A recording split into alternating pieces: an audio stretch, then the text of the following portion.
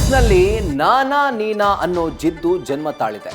ಸಿದ್ದು ಹೂಡಿದ ದಲಿತಾಸ್ತ್ರ ದೊಡ್ಡ ಮಟ್ಟದಲ್ಲೇ ಸದ್ದು ಮಾಡ್ತಾ ಇದ್ದು ಒಕ್ಕಲಿಗ ದಾಳವೂ ಉರುಳಿದೆ. ಇತ್ತ ಡೆಲ್ಲಿಗೆ ತೆರಳಿದ್ದ ಸತೀಶ್ ಕೆಪಿಸಿಸಿ ಪಟ್ಟಕ್ಕೆ ಪಟ್ಟು ಹಾಕಿದ್ದಾರೆ. ಈ ಮಧ್ಯೆ ಮೊದಲ ಸಲ ಗೆದ್ದ 31 ಶಾಸಕರು ಹೈಕಮಾಂಡ್ಗೆ ಪತ್ರ ಬರೆದು ಮಂತ್ರಿಗಿರಿಗೆ ಡಿಮ್ಯಾಂಡ್ ಇಟ್ಟಿದ್ದಾರೆ. ಶಾಸಕ ಚಂದ್ರು ಲಮಾಣಿ ಟ್ರ್ಯಾಪ್ ಕೇಸು ಬಿಜೆಪಿಗೆ ಮರ್ಮಾಘಾತ. ಶಾಸಕರಿಗೆ ನೋಟಿಸ್ ಕೊಡೋಕೆ ತೀರ್ಮಾನ ಆಗಿದೆ. ಟಾರ್ಗೆಟ್ ಬಂಜಾರ ಅಂತ ವಿಜೇಂದ್ರ ಜಾತಿ ದಾಳ ಉರುಳಿಸಿದ್ದಾರೆ. ಇತ್ತ ಜಾಮೀನು ಅರ್ಜಿ ಸಲ್ಲಿಕೆಯಾಗಿದ್ದು 27ಕ್ಕೆ ಕೋರ್ಟ್ ಕಟಕಟಿಯಲ್ಲಿ ನ್ಯಾಯ ತೀರ್ಮಾನ ಆಗಲಿದೆ.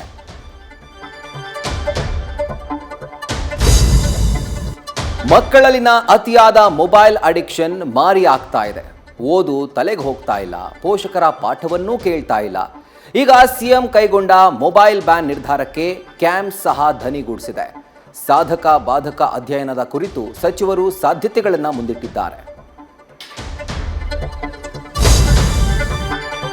ಕರ್ನಾಟಕದ ಅತಿ ದೊಡ್ಡ ಇವಿ ವಾಹನಗಳ ಎಕ್ಸ್ಪೋ ಸಕ್ಸಸ್ ಆಗಿದೆ. ನ್ಯೂಸ್ ಫಸ್ಟ್ ಆಯೋಜನೆ ಮಾಡಿದ್ದ ಇವಿ ರೆಡಿ ಜಾತ್ರೆಗೆ 3 ದಿನಗಳಲ್ಲಿ ಸಾವಿರಾರು ಜನ ಹರಿದು ಬಂದಿದ್ರು.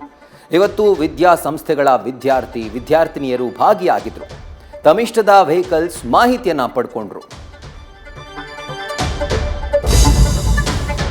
ಕನ್ನಡದ ಕಿರಿಕ್ ಬ್ಯೂಟಿ, ಪಡ್ಡೆ ಹುಡುಗರ ಕನಸಿನ ದೇವತೆ, ನ್ಯಾಷನಲ್ ಕ್ರಶ್ ರಶ್ಮಿಕಾ ಮಂದಣ್ಣಗೆ ಕಂಕಣ ಭಾಗ್ಯ ಕೂಡಿ ಬಂದಿದೆ. ತೆಲುಗಿನ ರೌಡಿ ಬಾಯ್ ವಿಜಯ್ ಜೊತೆ ಅರಳಿದ ಅನುರಾಗ ಸಪ್ತಪದಿ ಹೆಜ್ಜೆ ಹಾಕಲು ಸಜ್ಜಾಗಿದೆ. ಅರಾವಳಿ ಬೆಟ್ಟಗಳ ನಡುವಿನ ಉದಯಪುರದಲ್ಲಿನ ಗುರುವಾರ ದಾಂಪತ್ಯ ಜೀವನಕ್ಕೆ ಅವರು ಕಾಲಿಡಲಿದ್ದಾರೆ.